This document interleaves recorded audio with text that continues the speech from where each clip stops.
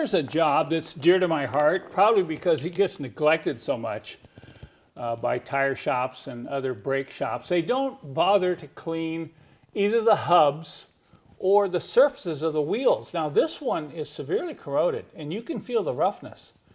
So if you put this back on, it's just going to continue to corrode, but it's also going to possibly not seat properly, and you'll have a tire that'll wobble and you'll go back and complain, you didn't balance my tires right. So it's really important you do this. Now I've tried a bunch of different tools over the last 20 years to clean this, but this one I'm using now is my favorite. It's the quickest, the cleanest, and removes the least amount of metal. Remember, you're not going to get this with any kind of scouring pad. This is real deep dissimilar metal corrosion here, and you're going to have to go after it with a something abrasive. Now you don't want to use sandpaper. That's going to take too much metal off. And you have to be careful even when using abrasive pads that you don't take too much metal off, particularly on this aluminum. So what I use is a Scotch-Brite stripping pad. This is very aggressive on an inexpensive variable speed drill because I want to go slow. See that? I don't want to go fast because I could end up taking off excessive metal. If I got on this aluminum wheel and put pressure on the side, I could actually cut aluminum off this edge here, and I don't want to do that. And what I've learned too when using this pad is do it wet. If you do it wet, it's a little bit like wet sandpaper. It takes less material off, and you don't have to breathe all this stuff, particularly the rust that you get on the hubs. Now, right now I'm going to take you over and show you doing this on a hub and how well it works when you do it wet. Once those brake shoes are out, now you can do a thorough cleaning in and around that backing plate and around the hub. Now, we're going to clean the rust off this hub here that you saw earlier, but we're going to do it with it wet because you do not want to be breathing all that rust dust either. When you do this, you want to be very careful. Be very gentle with the steel on that hub. You don't want to take off excessive metal, but you want to clean this enough so the rust is gone. Otherwise, the wheel and the rotor may not fit up true to the hub.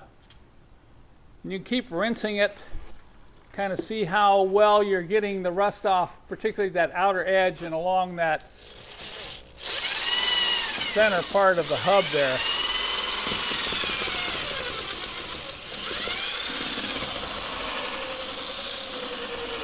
See how nice it is to do this wet? Not have to breathe all that rust dust that's floating around the shop.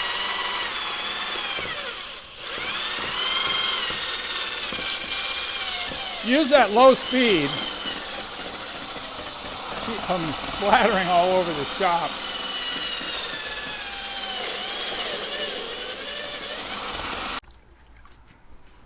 Okay, this is what you want. Don't get too aggressive. You're not trying to take metal off, but you want that surface, the flat mating surface, clean. But like you can see here, it's not only the hub that you have to deal with the inside of these wheels, particularly the alloy wheels, because of the problem of dissimilar metal corrosion. So I'm going to wet this down. I just get a bottle of water, take some water, and just rub it on the surface like this, okay?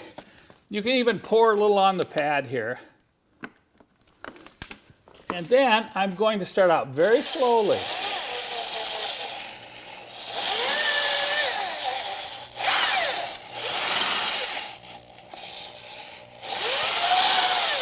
Now you see how nice it is once again doing this wet. Keeps the dust out of your garage or your shop. Also prevents you from cutting off too much material. You don't have to breathe it. Now notice I'm just rocking up on the edge just a little bit to get these outer edges. Okay, now I'm going to wipe this off so you can see how far we've gotten.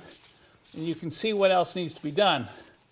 Okay, that center section is good enough. And you want to check this groove right here, which fits up tight against the hub. But look at these outer areas here. You can see how deep some of that corrosion is. But notice how I've started to get it polished off. So I'm going to wet it down a little bit more. And now I'll just work on one of these at a time with a slight tilt to the disc.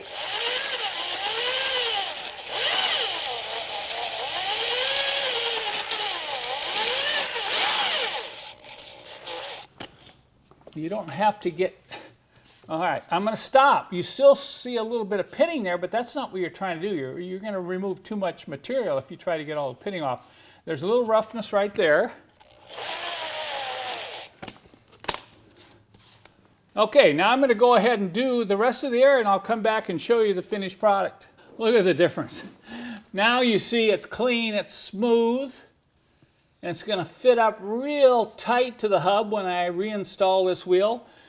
Now, this is real common on 20 to 30 plus year old cars, but you also can see this on cars 10 years or less if they've been subject to road salt, because that's a real culprit and one of the major reasons why this type of thing happens.